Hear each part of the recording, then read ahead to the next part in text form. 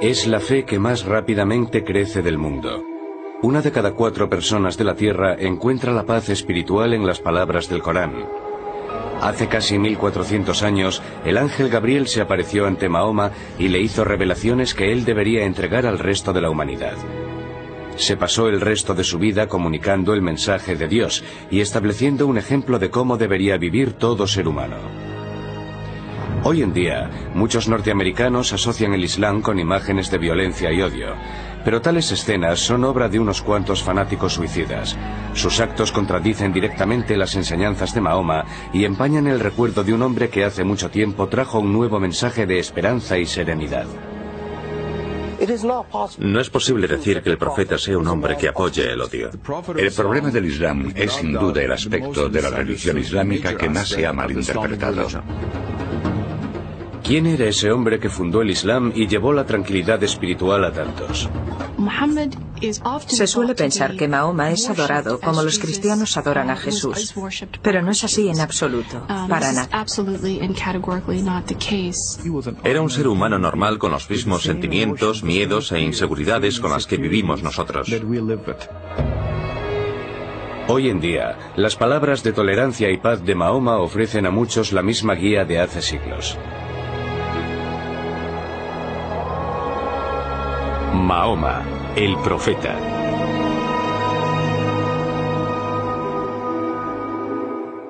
Por respeto a las creencias y prácticas de los musulmanes, en esta biografía no se mostrarán imágenes ni del profeta Mahoma ni de su familia inmediata.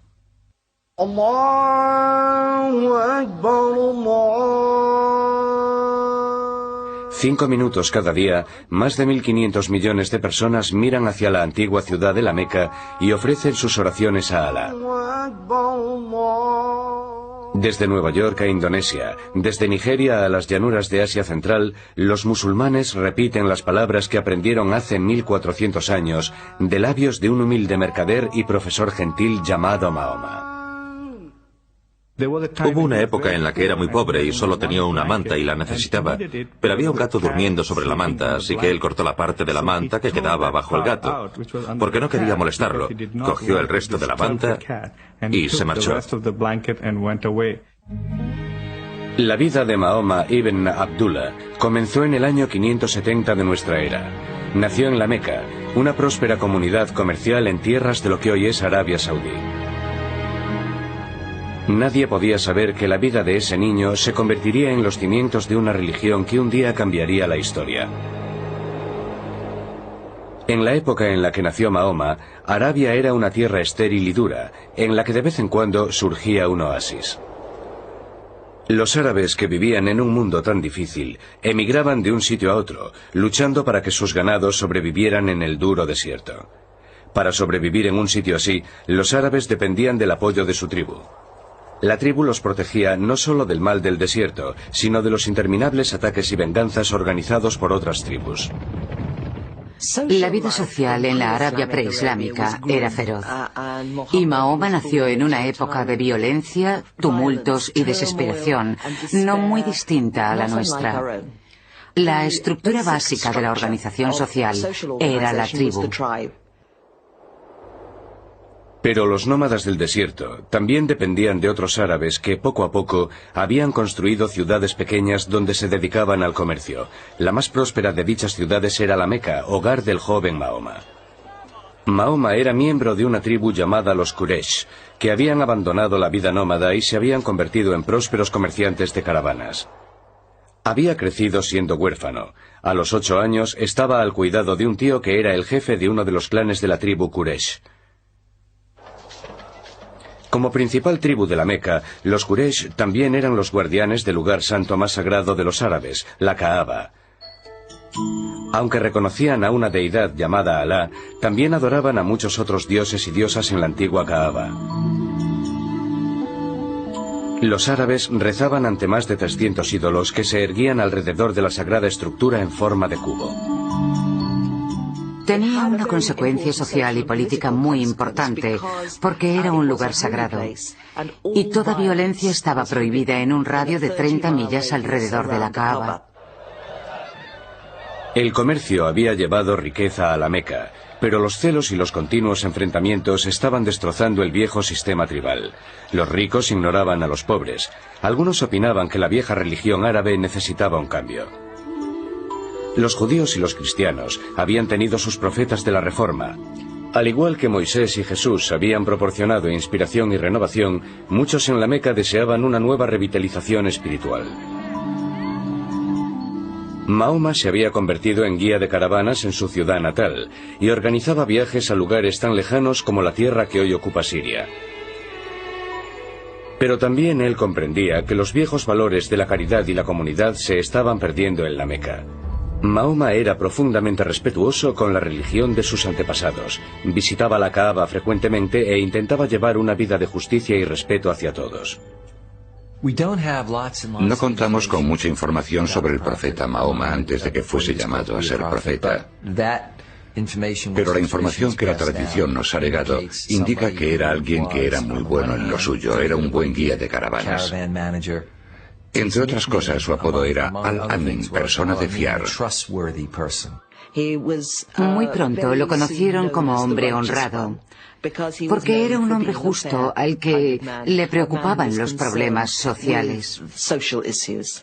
Además de ser alguien eficiente, le consideraban un hombre con fuertes cualidades para el liderazgo. Era atractivo. Tenía unos ojos penetrantes que parecían llegar al alma de las personas. Y su sonrisa a veces parecía triste y tenía una forma muy característica de caminar. En el año 595, Mahoma fue contratado por una mujer rica llamada Jadilla para que organizara y guiara una caravana para ella. Él aceptó y regresó con un buen beneficio. Aquel viaje sería el principio de una nueva vida para Mahoma y Jadilla. Él era un ejecutivo internacional cuyo jefe era una mujer. Él era un buen partido y ella se le declaró directamente. Jadilla, en muchos aspectos, es una figura histórica interesante. Es una mujer que se ha hecho a sí misma y que decide declarársele a Mahoma, que por entonces no era profeta.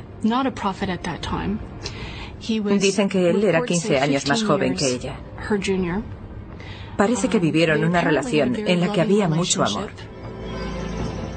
Mahoma y Jadilla tuvieron 5 hijas. Mahoma era un padre muy cariñoso y durante toda su vida mostró afecto hacia todos sus hijos. Aunque el clan encabezado por su tío tenía poco prestigio entre los Quraysh, la reputación de Mahoma en la Meca continuó creciendo. Era conocido por su amabilidad para con los esclavos, su caridad para con los pobres y su justicia al tratar con todo el mundo. Cada año, durante el Ramadán, el 9º mes del año lunar, Mahoma se iba a las montañas que rodeaban a la Meca, lugar donde disfrutaba de su soledad y la oración. En el año 610, a los 40 años, el humilde comerciante y padre de familia se dirigió a uno de sus retiros en la cueva de una montaña.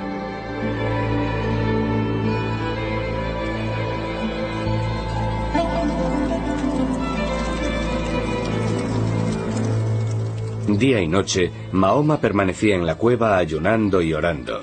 Una noche, mientras las llamas danzaban contra las oscuras paredes de la cueva, la vida de Mahoma cambió para siempre. De repente, un ángel que había tomado la forma de un hombre se apareció ante él y le ordenó: «Revela». Mahoma se sintió aterrado y confuso y dijo que él no tenía nada que revelar. El ángel atenazó a Mahoma en un sofocante abrazo, lo apretaba cada vez más hasta que parecía que le arrancaría del cuerpo hasta el último suspiro.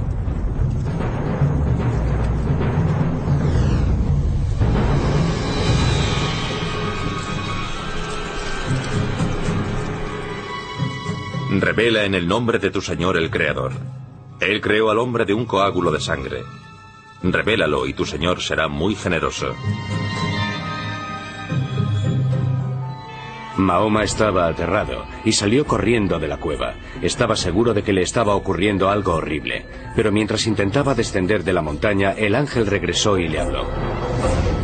Oh Mahoma, tú eres el mensajero de Dios, y yo soy Gabriel.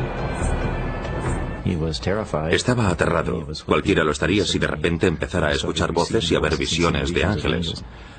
La tradición sobre la vida del profeta nos dice que regresó de esta experiencia profundamente afectado. Petrificado por el miedo que le producía una experiencia mística que no comprendía, Mahoma regresó corriendo junto a Jadilla.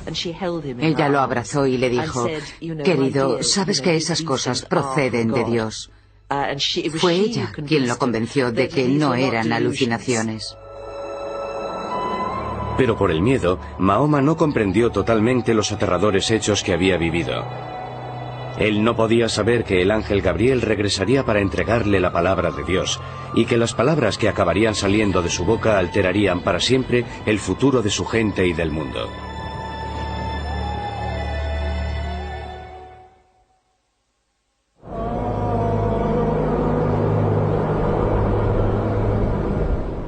En el año 610, un comerciante árabe de 40 años con esposa e hijas había recibido la repentina visita de un ángel que le había ordenado convertirse en el mensajero de Dios.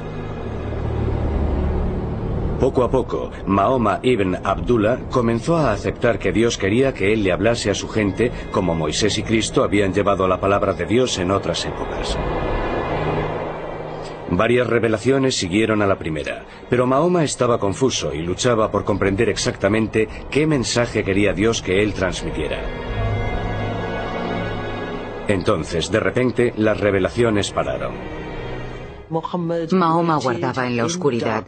Creía que Dios lo había abandonado, que no era merecedor de él. Él no sabía si sería el final de su comunicación con Dios, ni qué debía hacer basándose en esa comunicación limitada. ¿Qué había hecho para ofender al cielo y al ángel que le había hablado? ¿Cómo podía ser mensajero si no tenía mensaje?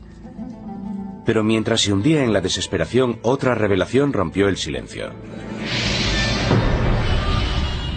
En el brillo de la mañana y en la quietud de la noche, tu Señor no te ha traicionado, ni se siente disgustado contigo. Lo que seguirá es mejor que lo que ha precedido, y pronto se te concederá aquello que te agradará. Mahoma ya tenía claro que no había malinterpretado las primeras revelaciones. En realidad, había sido llamado a decirle al mundo que no deben existir más dioses que el único Dios, Alá. A medida que iban llegando las revelaciones, las palabras se quedaban grabadas en la memoria de Mahoma. Al recitarlas, las iban copiando y formaron el Corán, el libro sagrado de Dios.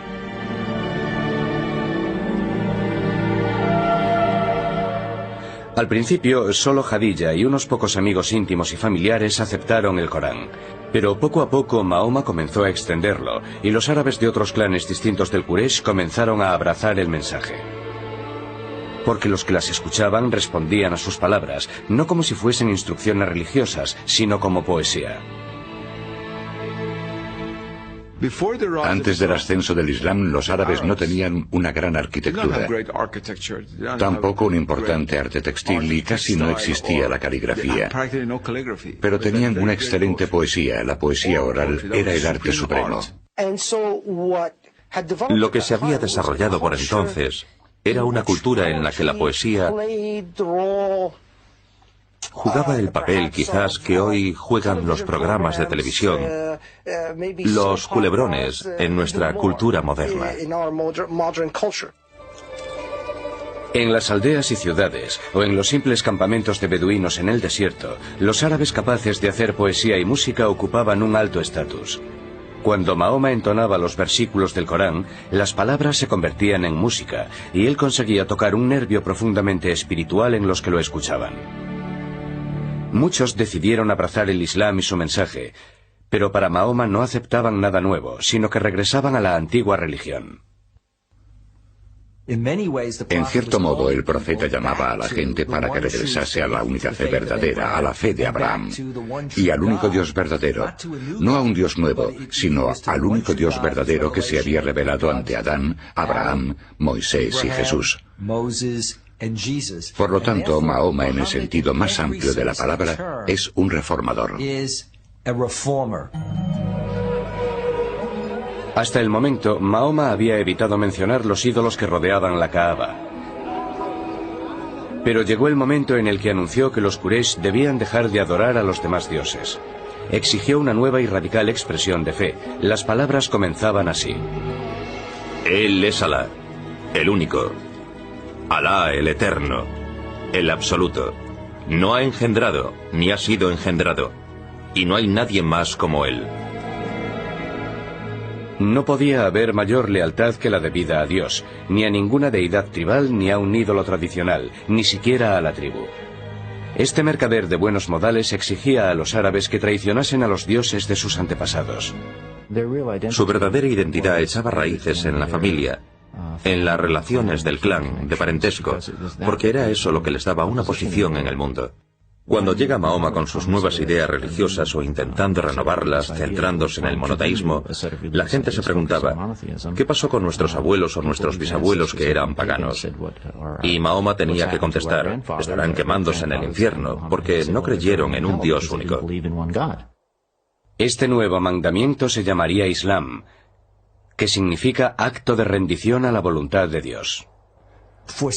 Algunos en un principio no hacían ni caso al profeta, porque era algo absurdo para la sociedad. Era alguien que había perdido la cabeza, se había vuelto loco. Pero al comenzar a desarrollar su comunidad seminal, y en calidad de profeta, dada su convicción, era tan público a la hora de predicar su mensaje, que la clase dominante de los Quraysh comenzó a verlo como una amenaza. El nuevo mensaje del Islam desgarró la estructura de la comunidad Quraysh. Pronto, como hiciera Jesús antes que él, el ministerio de Mahoma volvía al padre en contra del hijo, y a la familia en contra de la familia. La clase dirigente tenía miedo de que un hombre que decía recibir mensajes especiales de Alá, el Dios supremo del panteón árabe, pronto exigiese mayores poderes políticos. Los líderes Quraysh más poderosos se volvieron en contra de Mahoma y de sus seguidores. Torturaron a los musulmanes. Algunos recibían latigazos, a otros los ataban varios días a una estaca bajo el abrasador sol de Arabia. El propio Mahoma soportó la furia de sus vecinos, que le arrojaban porquería e insultos en las calles. Durante 2 años, los líderes Quraysh prohibieron el matrimonio y el comercio con cualquiera de los seguidores del Islam. Nadie podía venderles alimentos. La agonía de este periodo se incrementó cuando Jadilla falleció en el año 619. Al morir su tío poco tiempo después, perdió a su protector, y quedó claro que la vida de Mahoma corría un grave peligro. Muere su mujer, muere su tío, y aunque tiene seguidores, a muchos los están torturando, encarcelando, persiguiendo. Él no puede ayudar a muchos de sus seres queridos, y a muchos de los que han creído en él. Es en esta época terrible, cuando Mahoma se quedó casi sin recursos, en la que vivió su experiencia mística más grande. Una noche del año 620, el ángel Gabriel volvió a despertar a Mahoma. El ángel le regaló una criatura similar a un caballo alado que llevó al profeta a través del cielo nocturno hasta Jerusalén. Allí lo recibieron Abraham, Moisés, Jesús y los demás profetas. Al final la criatura lo elevó aún más allá del espacio y tiempo terrenales. Mahoma se separó de su cuerpo físico y su espíritu por fin ocupó la cima del universo. Su viaje celestial a Jerusalén sugirió a Mahoma que estaba entrando en una nueva fase de su servicio a Dios y al Islam. También comprendió que no podía seguir quedándose en la Meca.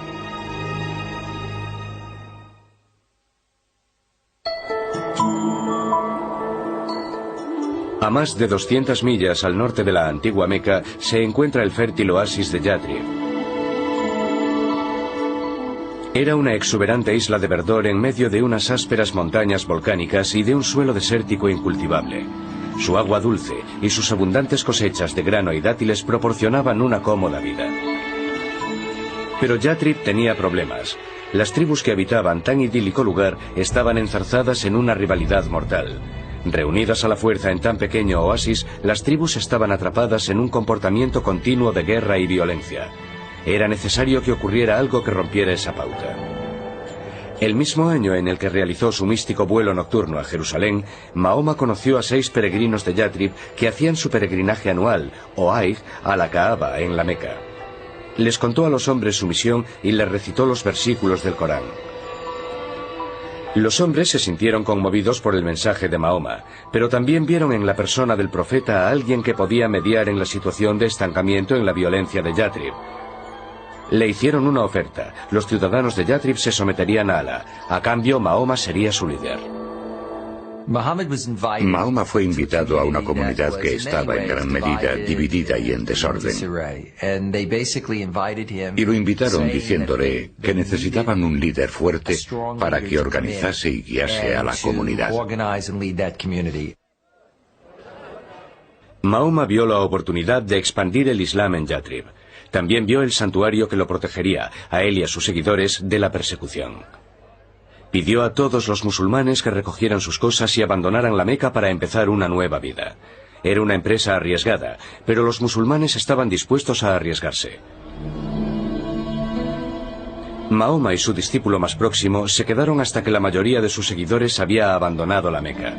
Los líderes Quraysh pronto comprendieron que cuando Mahoma se marchase ya no podrían controlarlo y se convertiría en el líder de sus rivales y posibles enemigos. Tomaron una decisión. Mahoma debía morir antes de llegar a la nueva tierra.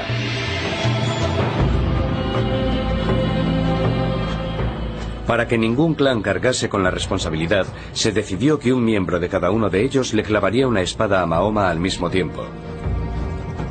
Los hombres buscaron desesperadamente por toda la Meca, pero Mahoma había sido advertido de la amenaza y había huido.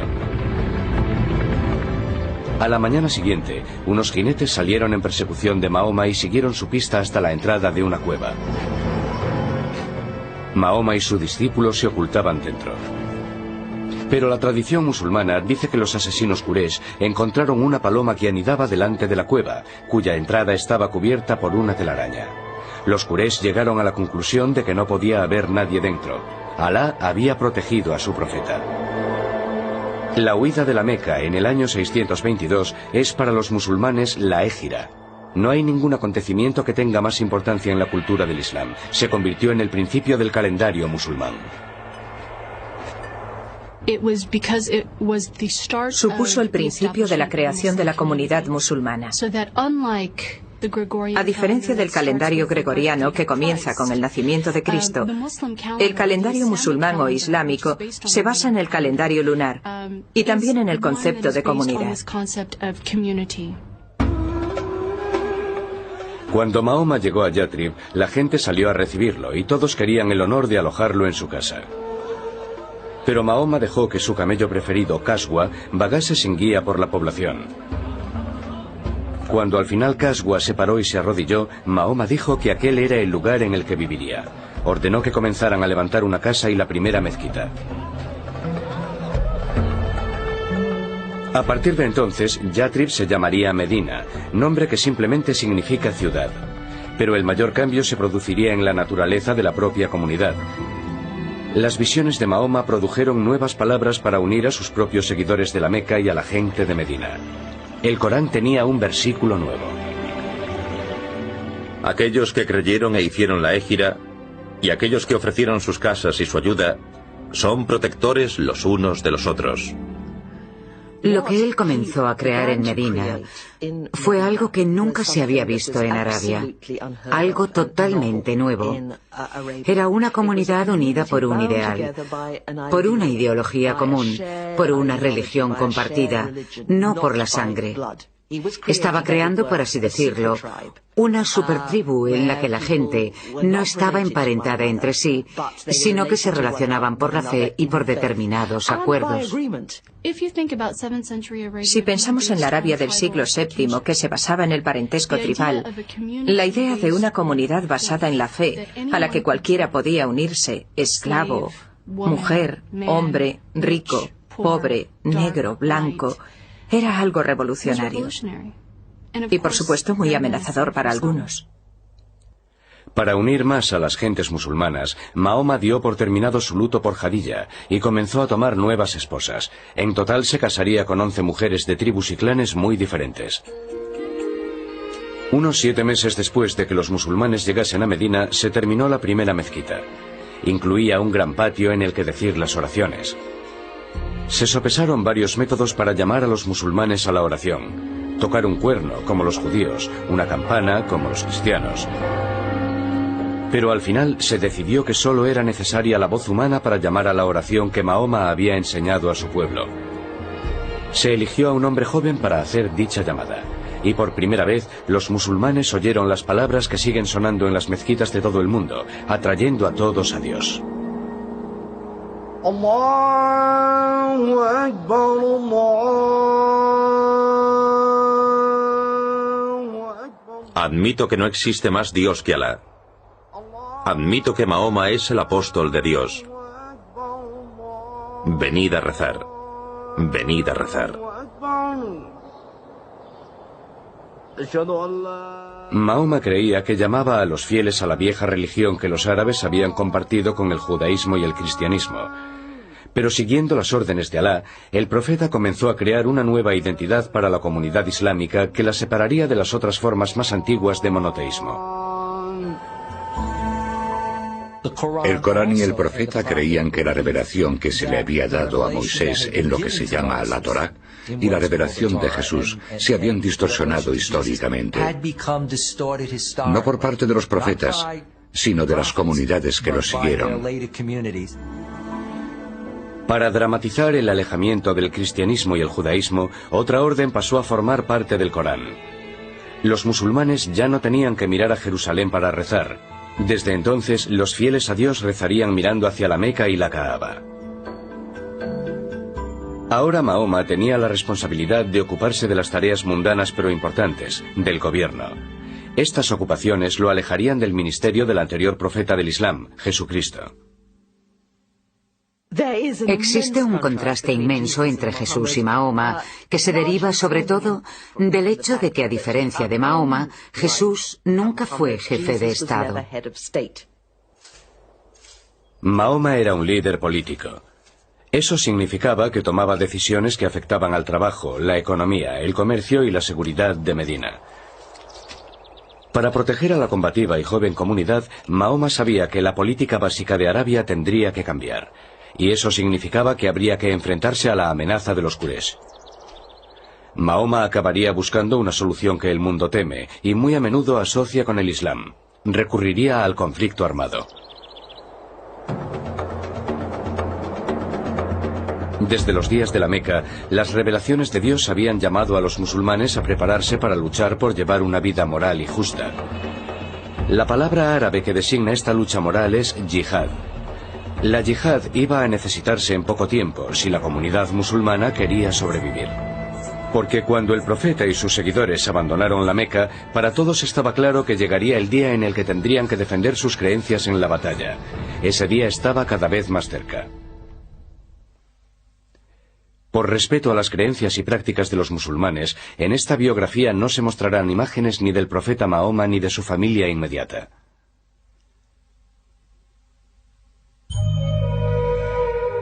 Aunque los fundamentos religiosos del Islam incluían el mensaje de paz de Jesús, también habían adaptado la tradición judía de la justicia. Los versículos del Corán que fluían de boca de Mahoma empezaban a incluir un mensaje que justificaba la defensa armada de la comunidad. Se les da permiso para luchar porque son perjudicados. En verdad, Alá el Poderoso acudirá en su ayuda. Son aquellos que han sido expulsados de sus hogares. Los planes de Mahoma para la defensa de la comunidad comenzaban a incluir la palabra yihad. Es un término que suelen citar los que se oponen al Islam como prueba de la confianza de esta religión en la violencia y en la guerra.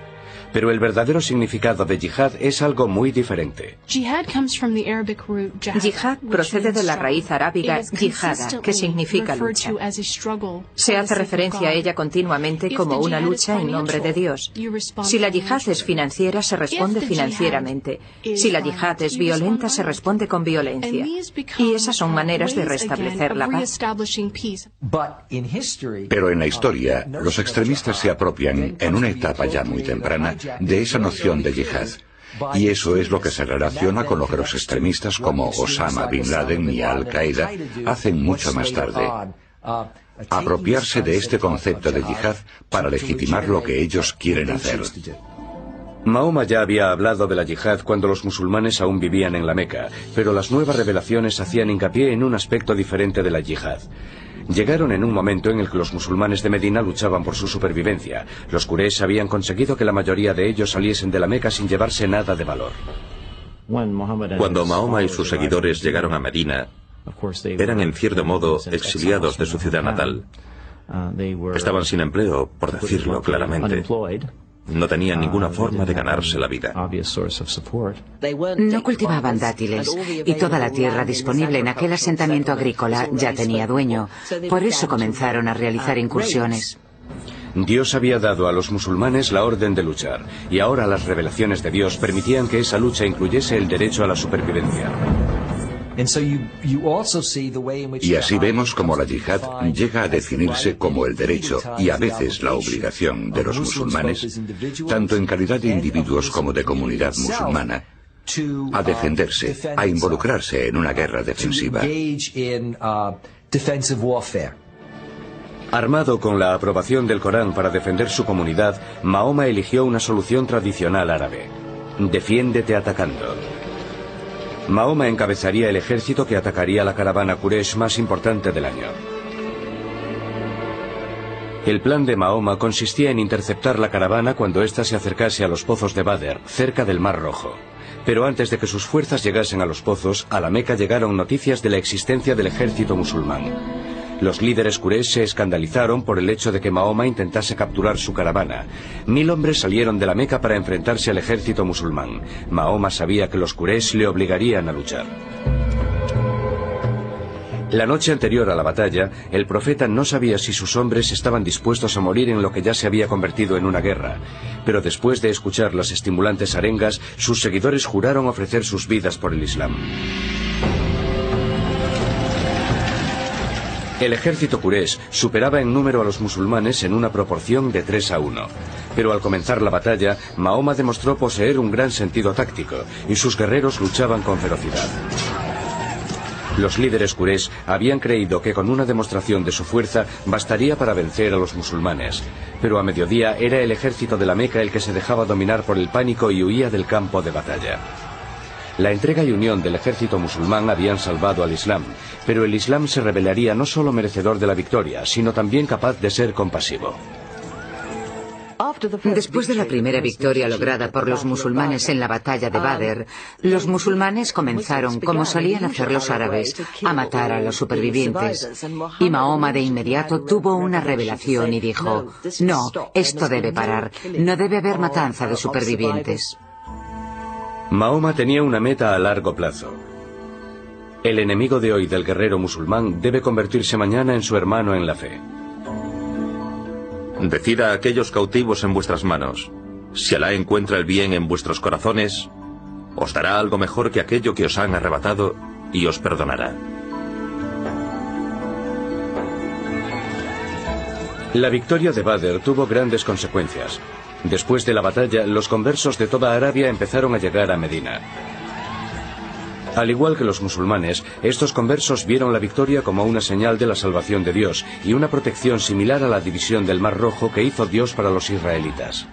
La batalla de Badr tiene una importancia enorme para la comunidad musulmana y creo que fue el primer acto político que tuvo éxito, que cimentó la visión o el sueño de que el Islam podría establecer una comunidad, que el Islam podría llegar a ser una civilización. Durante 3 años más, el ejército Quraysh intentaría destruir la comunidad musulmana. Ganaría algunas batallas, pero siempre Mahoma y sus seguidores luchaban y sobrevivían, mientras su número continuaba creciendo. Mientras el ejército mequinés luchaba por volver a casa después de la última batalla perdida, su líder se vio obligado a admitir por fin: todo hombre juicioso sabe ya que Mahoma no ha mentido. Medina y la comunidad musulmana estaban libres por fin de ser atacadas. El profeta estaba preparado para emprender el último paso en cumplimiento de su destino. Ese paso consistiría en regresar a la ciudad sagrada de la Meca.